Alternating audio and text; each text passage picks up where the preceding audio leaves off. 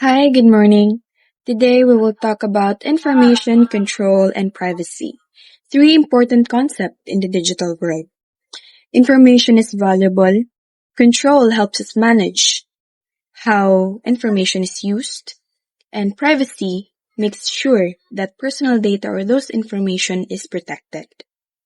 At the end of this chapter, students should be able to first distinguish a physical resource from a conceptual resource, identify the characteristics of information as a resource, analyze the phenomenon of information overload brought by high internet penetration, explain the major points of the revised Intellectual Property Code of the Philippines Republic Act number 10372, and highlight the importance of information control and privacy by creating a video advertisement awareness campaign. So for opening idea, Thomas Jefferson said that an idea is not like physical property because it can be shared without being lost. When someone shares an idea, others can learn from it while the original person still keeps it. And that ideas naturally spread and benefit everyone, so they are not meant to be owned exclusively like material things. Thomas Jefferson explains that ideas are different from physical property. Because when you share a physical object, you lose it. But when you share an idea, you still keep it, while others gain it too. For instance, I teach someone something. I don't forget it, I still have the knowledge. And that someone have it too. That's why ideas are not meant to be owned in the same way as material things. So we have here key terms that is connected to our topic. First, we have BSA or Business Software Alliance. It is an organization that promotes legal use of software and fights software piracy. The Business Software Alliance helps protect software companies by ensuring people use licensed or original softwares. Second, we have CSS or Content Scramble System. It is a protection system used to prevent illegal copying of DVDs. It scrambles the content so only authorized devices can play the DVD. Third, we have DRM or Digital Rights Management. It is used to control how digital content is accessed and used. So it prevents illegal sharing or copying of digital files like movies, music, or ebooks. Fourth, we have DVD or Digital Versatile Disc. It is an optical disc used to store video, audio, and data. It is commonly used for movies and large data storage. Fifth, we have IPR or Intellectual Property Rights. These are rights that allows creators to benefit from their work and prevent unauthorized use.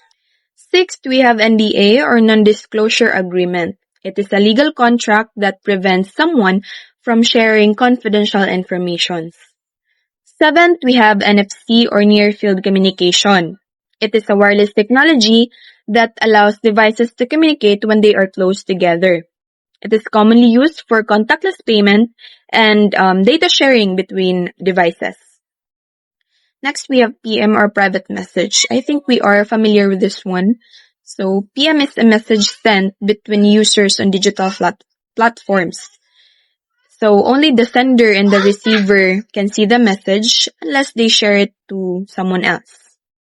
Conceptual resources are non-tangible and considered valuable for what they represent. Conceptual resources are not physical objects. Instead, they are ideas, knowledge, and information. Next is copyright. It is a set of exclusive rights granted by a state to the creator of an original work for a limited period of time in exchange for public disclosure of the work. This means that only the creator or authorized people can copy, distribute, and modify the work, like songs, movies, books, so they are protected by the copyright. Next, we have data scrambling. It is done to hide sensitive information from unauthorized users. So it makes data unreadable unless you have the correct access, like having passwords. Next, we have digital rights. Pertains to the permission of individuals to legitimately perform actions involving the use of computer, any electronic device, or communications network. So digital rights are permissions that allow users to legally use digital content. Digital rights management. It is used to describe the process by which the author or the publisher of a work exerts his or her rights to control what the purchaser of his or her work is entitled to do. So the digital rights management controls how digital content is accessed and used. Facts are considered relevant truths which have been validated and identified. So facts are those important truths that has been validated or identified by the experts. So information, it refers to processed data. When data is organized and understood, it becomes an information. Next is information control. It is allowing those who have appropriate access to and use of information on the basis of the authority that they hold. Because not everyone should have access to all information, especially those sensitive data. Intellectual property is the number of distinct types of intangible assets for which a set of exclusive rights are recognized. So these are the creations of the mind that are legally protected, like inventions, designs, and creative works. So knowledge refers to useful information. So these are useful information that we can use in everything. Metadata is used to identify the owner's name, the author, and the date of purchase.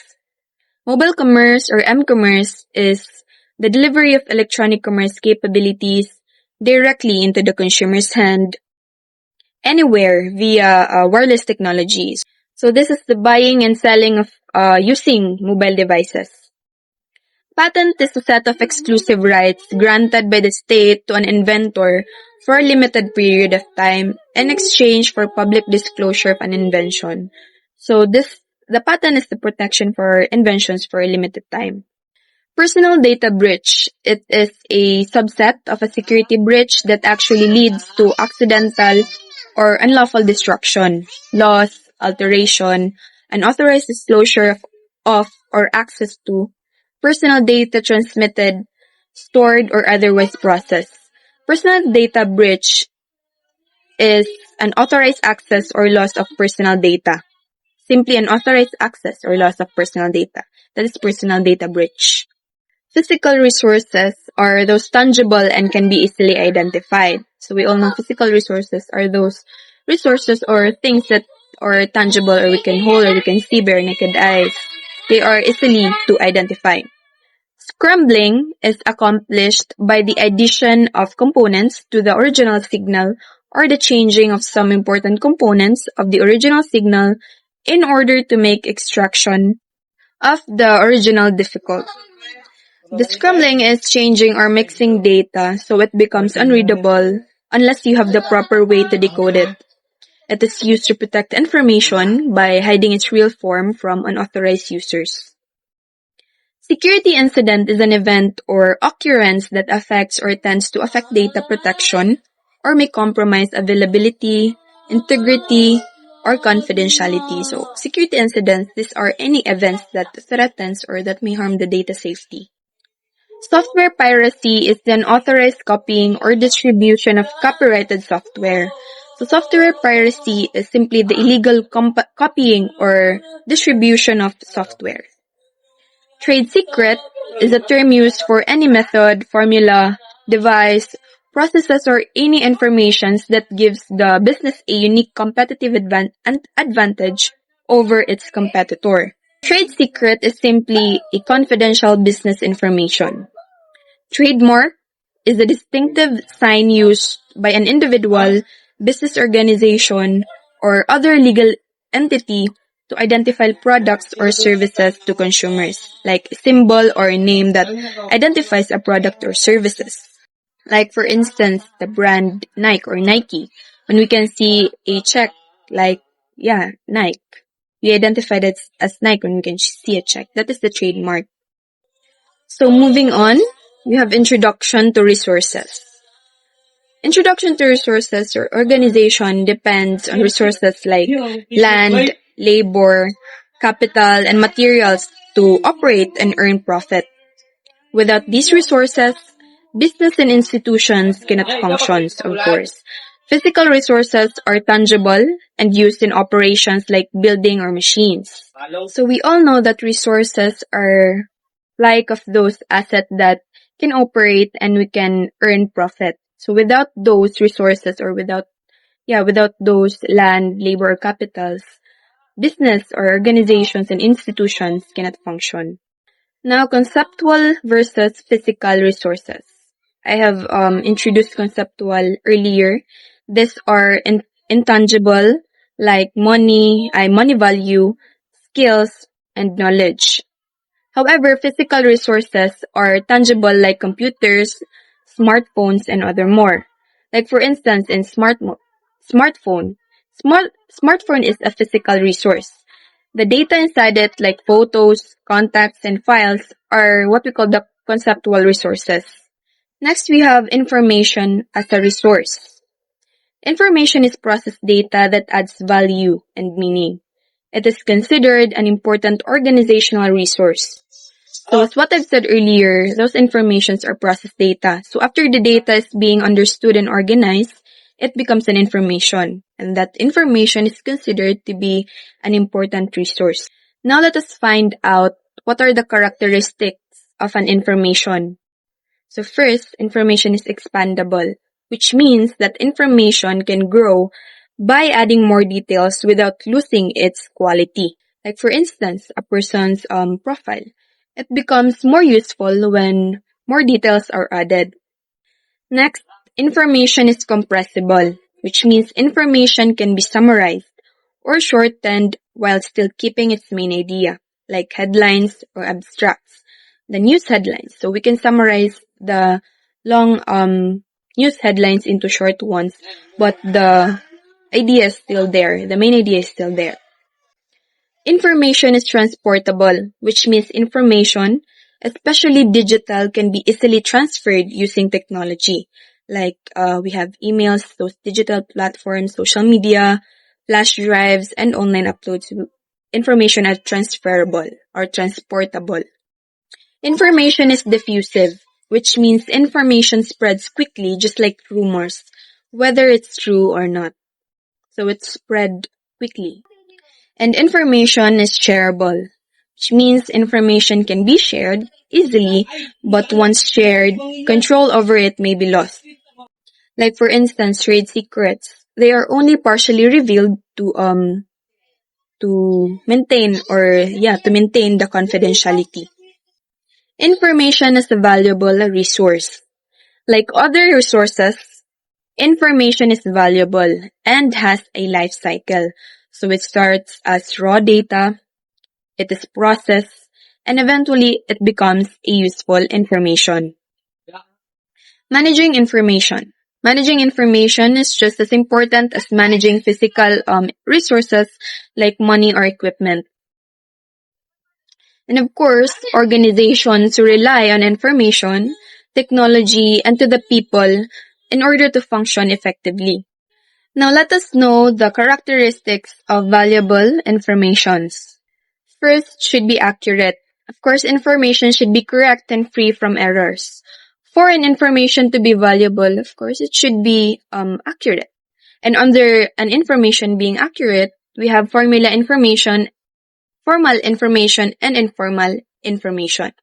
Formal information, these are official and trustworthy, well-prepared and verified. They are more reliable and accurate.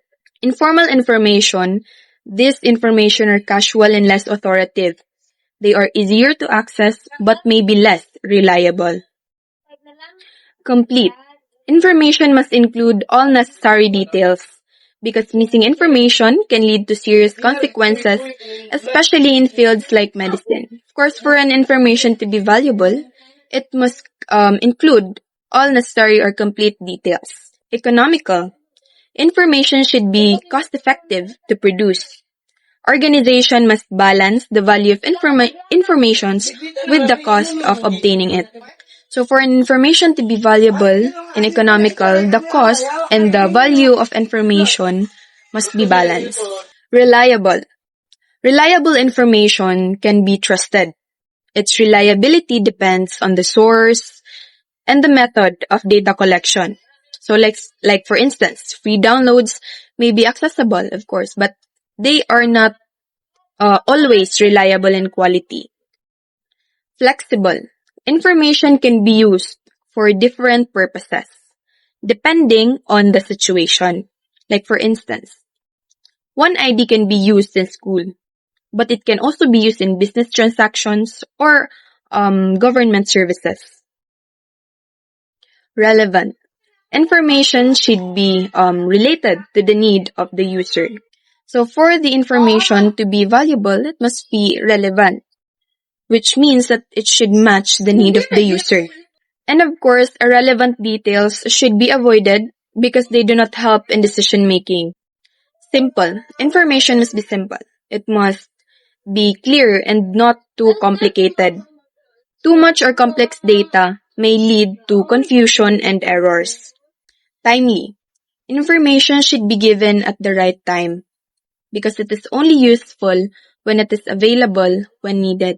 Of course, when the user needed the information, it should be given right away. Verifiable. Information must be accurate and can be checked. This is done through references, citations, or reliable sources. So that is the essence of those citations and resources that we include in our information to make it more reliable and verifiable. Accessible. So information must be accessible, which means that it should be easy to access for authorized users. It must be available in the correct format and at the right time. Secure. So information must be protected and secured from unauthorized users. That is the importance or the use of security methods like authentication. So it helps ensure that only the owner or the authorized users can access it. So value of information. Information is important because it helps business and organization improve their work and make better decisions. It also helps them stay updated with new trends and technology. So some information is free, while others may require payment depending on its value. So of course, by the use of informations, business and organization develops. It helps them stay updated and helps them decide what next move to do, even if some information requires payment and not always free. Now let us know the characteristics of information as a resource. So zero marginal cost. Producing the first copy of information may be expensive, but making additional copies cost very little. So the original information or the original copy of information may be expensive, but it could be a less expensive or less costly when we make additional copies of it. Non-rivalrous. Information can be used by many people at the same time without being reduced or consumed, which means people can use the same information at the same time without affecting or harming other people. Non-exclusive. Once information is shared, it is difficult to prevent others from accessing it. Because of course, if we share information, others may have access to that kind of information. Transparency. Some information is not easy to understand or evaluate right away. That is why people may need time, effort, and resources to learn and properly assess it. Hello everyone, my name is Drayford T. Dagom and I will be reporting to you the information economics. So what is information economics? Information economics studies how information shapes economic choices and markets. It simplifies complex ideas like uneven info access into everyday terms for better decisions. So let us move on. Different value of information are people value information differently, leading to varied pricing strategies. So people see info worth different amounts, so this makes prices change based on what each knows. Kung sa lay nabalaan nila, like for example ani kay kanang as na seller, so as a seller knows more about the product than the buyer. So mao nang kuan different value of information. So let us move on to experience goods. So products that must be used before their value is understood. So these are items you must try to know their value, like new food or clothes. Buyers feel unsure before buying. So ang strategy sa sa business use free samples para mabalaan nila nganana to help test them nganana. So marketing strategies. So business use free samples, discounts and testimonials to help consumers evaluate products. So to fix info problems, companies give discount sample like or kanang customers stories like kay this helps buyer trust and evaluate products better. Testimonial shows real user likes kanang nana.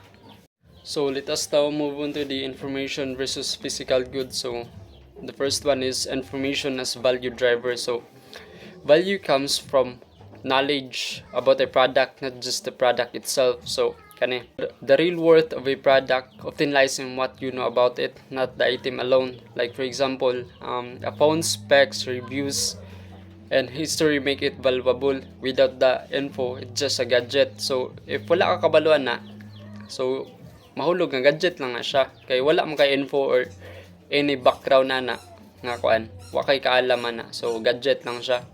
So let us move on to the second one. Try before you buy physical goods. So customers can test items like clothes or food before purchasing. Customers love testing like real items first, like trying on clothes kanang gida-testingan sa nila daan kung angayan ba sila nganana in a store, or tasting foods samples. This builds trust and kanang excitement before sila mag-buy nya. No surprises later. Kanang kabalo naman sila kay ganahan na sila na nganana. So limitation of information sharing. So giving full access to information may reduce customer interest afterward. So why limit information sharing? So sharing every detail up front can kill interest. So once customers know it all, like full specs or kanang mga secrets sana, the mystery vanishes. So dili na sila interesado inana, and they might not bother buying. Mahulog nga dili na lang sila mapalit tungod kay nabalaan nila tanan, dili na sila ganahan inana. Hold back some info to keep them curious and hooked up. So for example, movies, decision making problem. So watching full movies before choosing defeats the purpose of selection. So dapat mamili sa gyud dadaan bago ta mo tan-aw, no? Mamili tag ganahan pa ba ta ni, ngana interesado ba ta? And nature of information goods. So information must be partially revealed. Dili nimo i-reveal tanan diretso to create mystery. So not fully experienced beforehand nganana. Growth of information. So rapid data expansion. So information is growing at an extremely fast rate globally. So rapid data expansion, information is getting bigger, nagkadako nga tas paspas pug kayo nganana over the world. So number 2 is massive storage scale. For example kay 1 zettabyte or 1 billion terabytes of data. So kailangan na to huge space, dako nga space to store all this data. For example kanang 1 zettabyte is the same as 1 billion terabytes of data. So dako kayo, kailangan na to space nga para safely nga ma-store ni siya nga information. Yanana nga butang. Now let us move on to reasons for information growth. easy.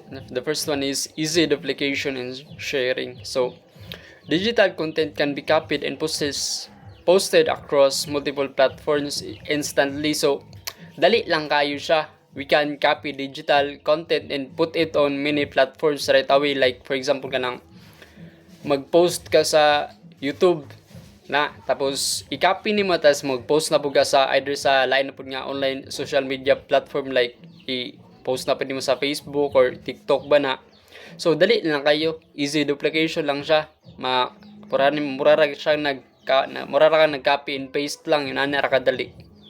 And let us move on to the second one, more communication channels. So smartphones and apps allow messaging beyond traditional SMS and email. So kani kay more communication channels, so dali daghan kay kag maka-communicate kadayon. Phones are and apps let us message each other in new ways like Messenger, kana Viber, pwede ka mo message or motawag manginana nga mga butang dili lang kay mga text lang manginana, pwede na ka mag video call manginana.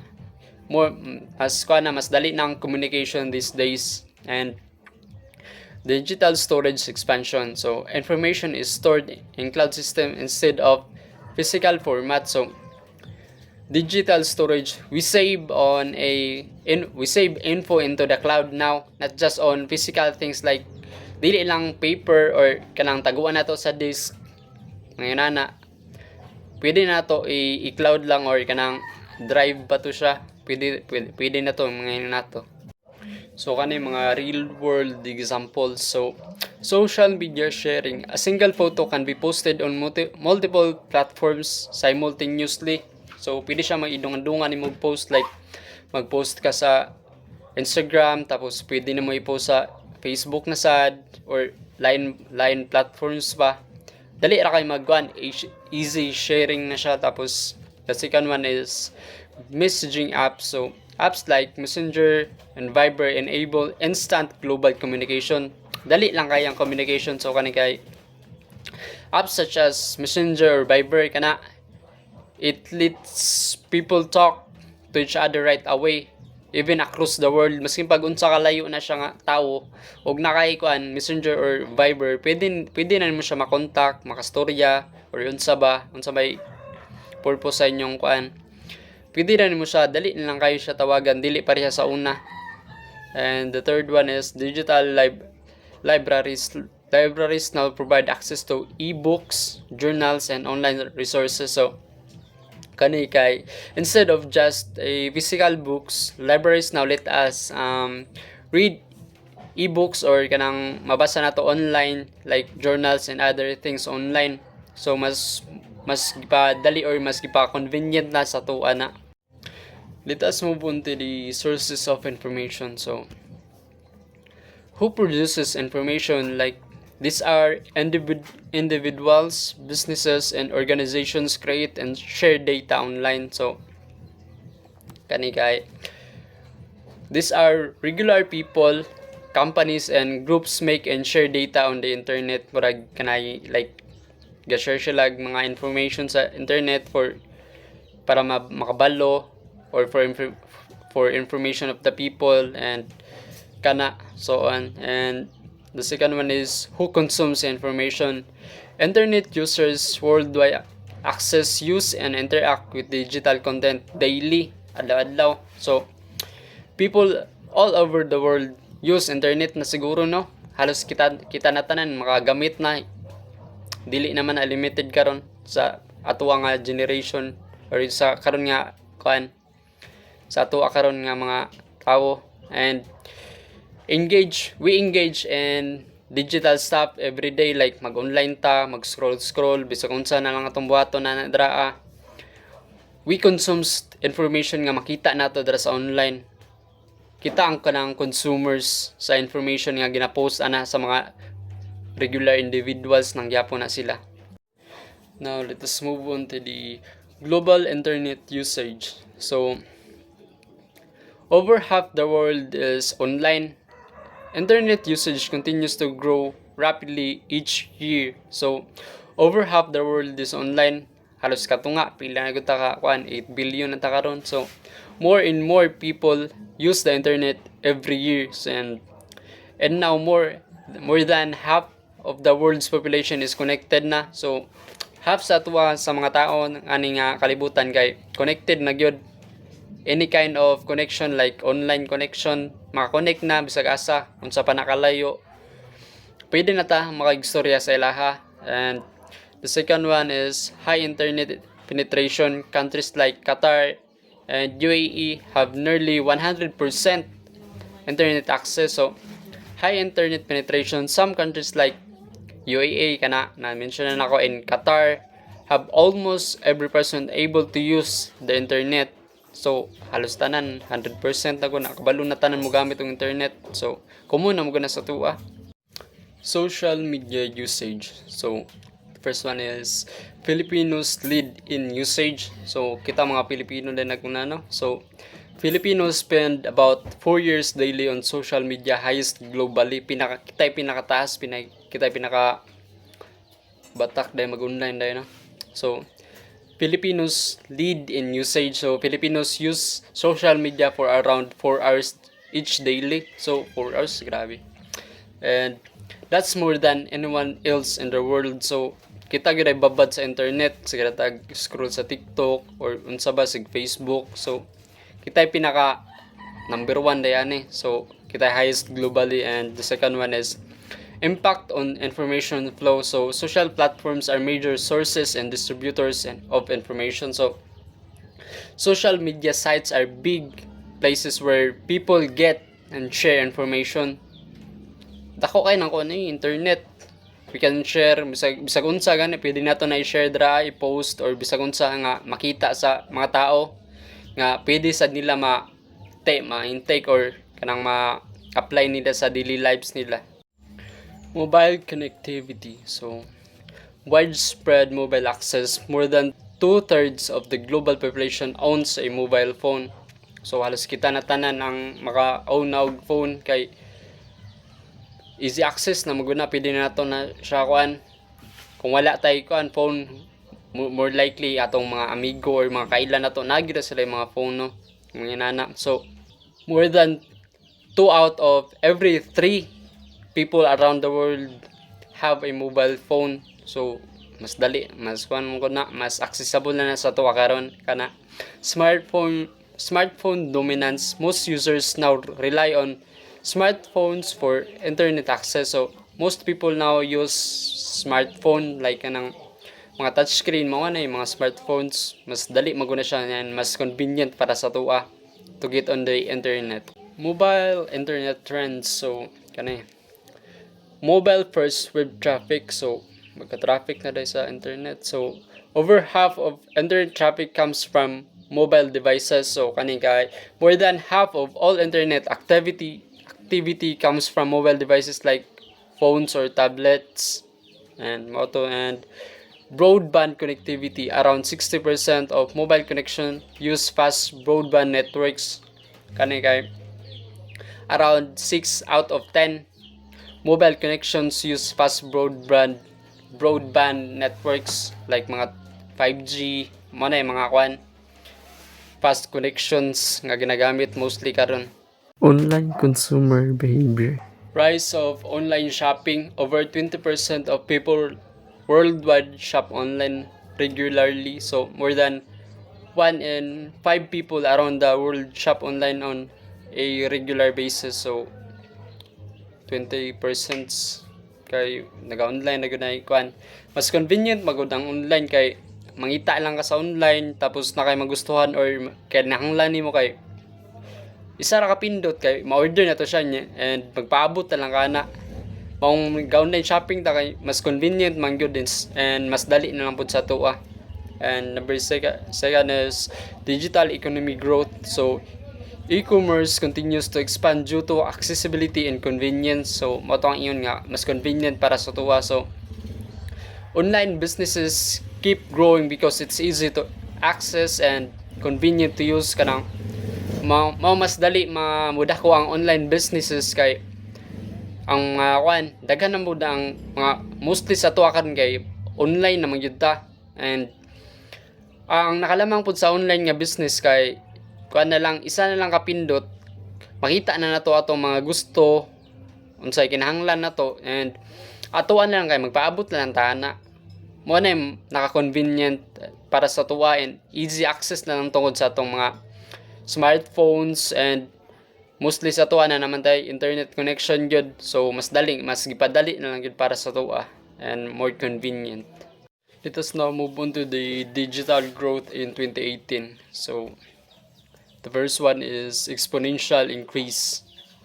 So digital information grew rapidly compared to 2017 fueled by internet expansion and new technology. So exponential increases, digital information grew way faster than in 2017.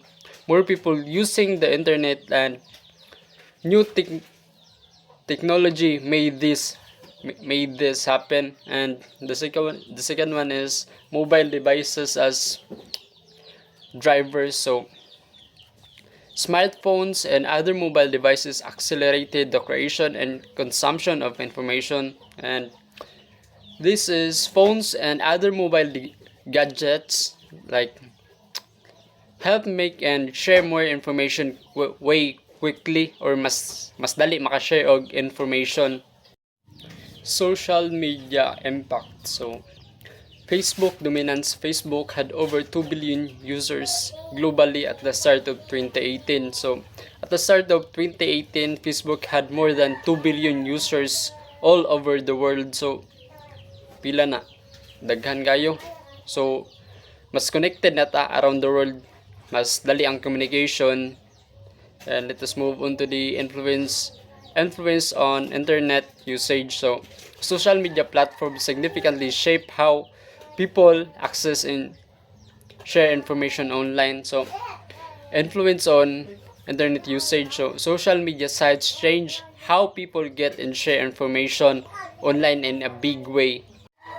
Internet speed in the Philippines. So kani slow fixed internet average fixed line speed 4.2 Mbps below the global average of 6.3 Mbps. So wired internet has an average speed of 4.2 Mbps, which is slower than the world's average of 6.3. So kita mo gyud tanan kabalo nga hinay gyud og internet ang Pilipinas, no? So mas maglisod tag-apa sa lain lugar nga kusog gyud sila signal dito kay ilang average internet speed gyud kay 6.3 compared sa to nga 4.2 Mbps lang. So layo gyud kay ang gap sa kuno sa unsa ka kusog ang internet sa lain lugar. And sa the second one is fast mobile connection. So average mobile speed is 13.9 Mbps, encouraging Filipinos to use mobile devices for internet access. So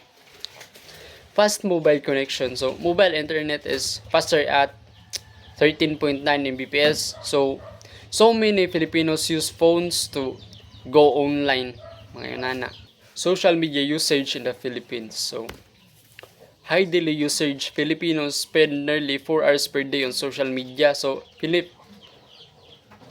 Filipinos spend close to 4 hours every day on social media. So grabe na tog scroll gura na sa social media no, sa Facebook, TikTok or Instagram ba na or bisan asa pa ng social media platforms. So the second one is platforms of choice. Facebook and YouTube are the most popular sites for online activity. So platforms of choice. So kanay kay Facebook and YouTube are the most like sites for online activities. Like sa YouTube kay magtanaw tag mga videos, any kind of videos kay makita ra man nato na, while sa Facebook is mag-post tag mga photos.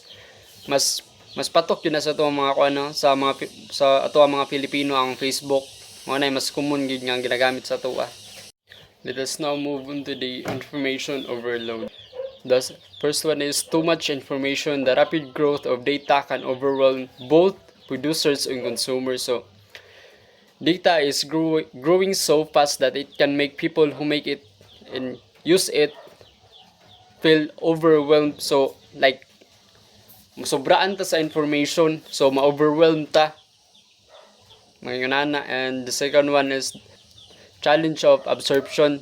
So kanay Handling large volumes of information becomes difficult, creating information overload. So, dealing with so much information is hard. Lisod kayo kay samot na ganang magkuan gani magkadungag nga hangtod sa dili na nato ma-process kay tungod sa kadaghan maglisod na ta tungod ana.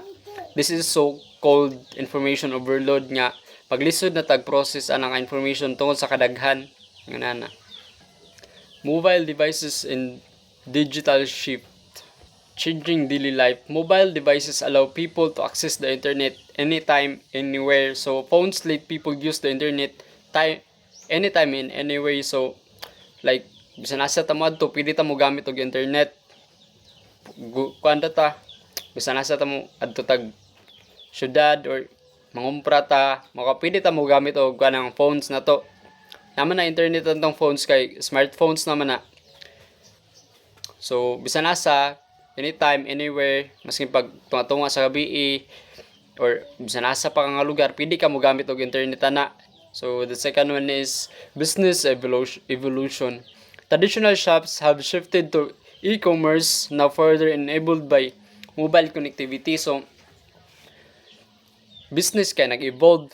Old-fashioned shops now sell online more kay mas kuan man gud, mas dali mo gud mag-sell sa online kay kung makita na sa tao tapos gusto na sa tao, paliton mo gyud na niya. And if kinahanglan na sa tao.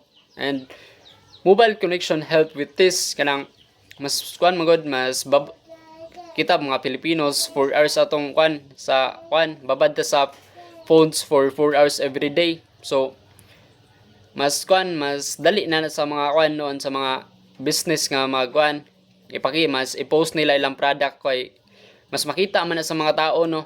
Tas if makita sa tao mga mas dali nila mabaligya ilang mga product. And the third one is new communication scenarios. So mobile access created mobile social media and mobile commerce, m-commerce. So new communication scenarios. So kay mobile access made social media kanang app and shopping on phones possible kanang online na ta mag-shop gani mga m-commerce, e-commerce kay mas madali magod, easy access na lang na sa to and mas convenient na para sa tuwa. Mobile social media. Definition: accessing social media platforms like Facebook, Instagram, Snapchat, mobile apps or browsers using social media sites like Facebook, Instagram, Snapchat on phones, tablets via apps or web browsers. Like sa Chrome pwede ta mo gamit og Facebook Snapchat mga nana. And usage trend: about 80% of social media users browse through their mobile phones mga nana. Tapos around 8 out of 10 social media users go on these sites with their phones from Comscore in 2016. Survey na siya. And mobile dominance. So mobile dominance kay smartphones and tablets accounts for 62% of digital media time. Apps alone make up 54% of usage. So kay mobile dominance, phones and tablets are used for 62% and of social media time. Kanang mga babad sa social media mga nana.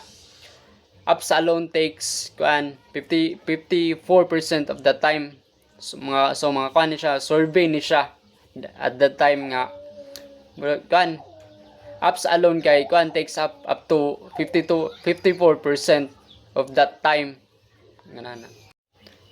Mobile commerce, m-commerce. So let us move on to this. Definition: electronic commerce delivered directly to a consumer's mobile device using a wireless technology. So shopping or doing business online using your mobile device with wireless tech, sending info to your phone or tablet. So mas dali siya shopping or mag-order ta online, mga nana, or doing business, nakay online business, mas dali lang siya maasikaso. And benefits, fast, secure, and scalable transactions enables businesses to reach customers anywhere. Transactions are quick, mas dali, safe, mas secure, and kanang ano siya? Can grow easily, mas dali lang siya, no? Business can reach customers no matter where they are, anywhere. Mas kuan siya, mas convenient sa customer ni siya. And global trend, increasing use of mobile devices for shopping, socializing, and financial activities. So, more people use mobile devices for shopping, mga nana, kay mas convenient pag shopping online, no? And talking to others, communication, samot na kanang layo ang kanang kapamilya nila, yung nana. So, mas dali lang siya. And handling money matters, kay kung magkuan, mas secure man good, mga nana. Industries embracing e-commerce, so financial services, so online banking and mobile apps allow money transfers, bill payments, and stock and transactions. So financial apps, online banking let people send money like sa GCash or pay bills. Pwede rin sa GCash, mga nana. Mas ipadali na lang siya and deal with stocks, mga nana. Tapos sa mobile ticketing, airlines and transport companies deliver digital tickets and receipts directly to mobile devices. So airlines and transport firms send tickets and receipts straight to phones. So pwede na ka mag-order og ticket online, samot ang musakay kag eroplano. Mas convenient na para sa mo as consumers, kay mangita lang ka unsay sakyan nimo nga eroplano, tapos mag-purchase ka nag-ticket. Pwede na nimo na buhaton through online. Mas dali, mas convenient para sa mo, mas less time consuming. And service and retail, and consumers can place orders, make payments, and purchase digital content via mobile apps. People can order things like kung unsay kailangan nimo, mga nana, pwede na ka mangita sa online, and it can be delivered straight to your home na. And pay online kung nakay mga gusto ko lang bayaran or nakay ka ng transactions, pwede na ka mag-pay online and buy digital content using mobile apps. Information services. Mobile apps provide news, traffic updates, weather, and other location-based services. Information services. Mobile apps gives a useful things like news, mga nana, pwede rin mo tanaw mo na. Traffic updates, pwede ka mo tanaw if traffic ba na nga lugar. And weather reports, pwede ra ka unsay weather karon, kung sunny ba or kaulanon ba. And example ay ni kay Google Map ana, mas dali na siya nga nana. And that is all. Thank you.